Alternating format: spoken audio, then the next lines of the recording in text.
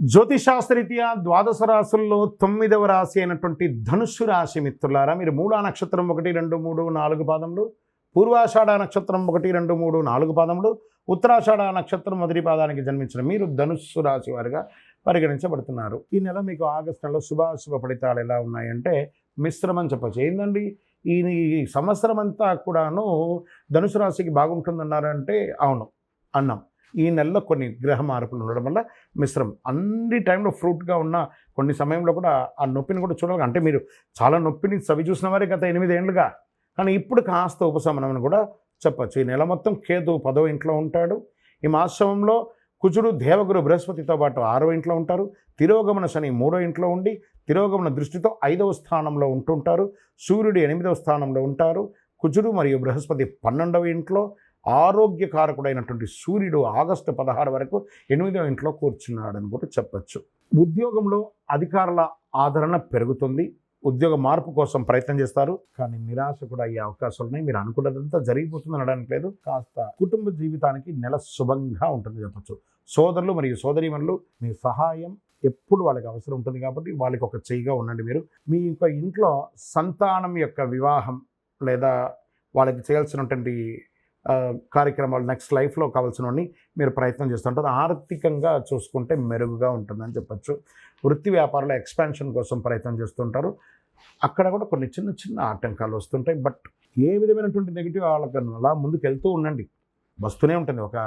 ఒక పని ఎత్తుకున్నామంటే ఇబ్బంది వస్తుంటుంది. రావాల్సినటువంటి సొమ్ములు సకాలంలో రాకుండా ఇబ్బంది పెడుతూ ఉంటుంది. రుణ బాధలు, రుణదాతల నుంచి స్ట్రెస్ కూడా ఉంటుంది. బ్యాంక్ లోన్స్కి అప్లై చేశారు సరే, ఆ బ్యాంక్ లోన్స్ అంతా కూడా ఆలోచించి లాస్ట్ నెలాఖరికి వచ్చే అవకాశాలు బాగుంటాయి. తల్లిదండ్రుల నుంచి సంక్రమించే ఆస్తులు ఏదైనా ఉంటే స్థిరాస్తులు అవన్నీ కూడాను కొలిక్కి వచ్చే అవకాశాలు ఉన్నాయి. కోర్టు కేసులన్నీ కూడా కొలిక్కి వచ్చే అవకాశాలు ఉన్నాయి. విద్యార్థులకి చాలా బాగుంటుందని చెప్పచ్చు.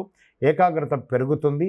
భూ సంబంధిత క్రయ విక్రయాలు అంటే రియల్ ఎస్టేట్ ఫెసిలిటేటర్స్ ఉంటారు కదా, వాళ్ళకి చాలా బాగుంటుంది. రియల్ ఎస్టేట్ పరంగా కన్స్ట్రక్షన్ వారికి చాలా బాగా మంచి అవకాశాలు ఉంటుందని కూడా చెప్పచ్చు. ప్రభుత్వ పరంగా పర్మిషన్స్కి అప్లై చేసిన వాళ్ళకి దిస్ ఇస్ ద టైం. ఇది ఒక బాగుంటుందని కూడా చెప్పచ్చు. కొన్ని వ్యవహారాలు సంతకాలు పెట్టేటప్పుడు, డాక్యుమెంట్స్లో పెట్టేటప్పుడు చాలా జాగ్రత్త, ఏకాగ్రతతో చూసి చేయండి. విజయం మాత్రం మీకు 100% ఉంటుంది. రాజకీయ నాయకులకి 60-40గా ఉందని చెప్పచ్చు. షేర్ మార్కెట్ కూడా 60-40గా ఉందని చెప్పచ్చు. మీడియా రంగం వారు యాజ్ ఇట్ ఈస్ రొటీన్గా బాగుంది. ఐటీ రంగం వాళ్ళు కాస్త స్ట్రెస్లో పడుతున్నారు. ఉద్యోగం చేంజ్ అయ్యే అవకాశాలు ఉన్నాయి. స్థాన చలనం, ఉద్యోగ చలనం, ఏదైనా ఊరు మారడం లేదా దేశం కూడా మారే అవకాశాలు ఉన్నాయి. ఐటీ వాళ్ళకి చాలా జాగ్రత్తగా. ఈ యొక్క వీసా కోసం ప్రయత్నం చేస్తున్న వాళ్ళకి అందరికీ కూడా ఇది ఒక మంచి సమయం. వివాహం కోసం ప్రయత్నం చేస్తున్న వారికి శ్రావణ మాసంలో చక్కటి అమ్మాయో అబ్బాయో ఎవరి కోసం ప్రయత్నం చేస్తున్నారు వాళ్ళ కోసం మంచి సంబంధాలు రాబోతున్నాయి. గెట్ రెడీ అని కూడా చెప్పవచ్చు. కొత్త ఉద్యోగం కోసం ప్రయత్నం చేస్తున్న వాళ్ళకి ఇది ఒక మంచి సమయం అని కూడా చెప్పచ్చు.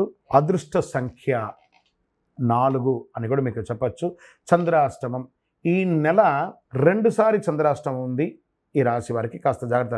3వ తారీఖున 3/8/2024 5:44 ఉదయం నుండి 5/8/2024 3:21 మధ్యాహ్నం వరకు, మరియు 30/8/2024 11:34 నుంచి సెప్టెంబర్ 1/9/2024 9:48 వరకు ఉంటుంది. అంటే 2 సార్లు చంద్రాష్టమం వస్తుంది. వీళ్ళకి జాగ్రత్తగా ఉండాలి. ఈ 4 రోజులు కూడాను ఆహారం తినేటప్పుడు, సంతకాలు పెట్టేటప్పుడు, వాహనం నడిపేటప్పుడు లేదా ప్రయాణాలు చేసేటప్పుడు మీ బిలాంగ్స్ అంతా జాగ్రత్త, మీ ఆరోగ్యం జాగ్రత్త. ఎవరితోనో మాట్లాడేటప్పుడు చాలా జాగ్రత్తగా ఉండండి. మీరు శివాలయం, మీ పక్కన ఉన్నటువంటి శివాలయాలకి ప్రదోష కాలంలో సోమవారం సాయంత్రం పోయి చక్కగా అభిషేకం చేయించండి.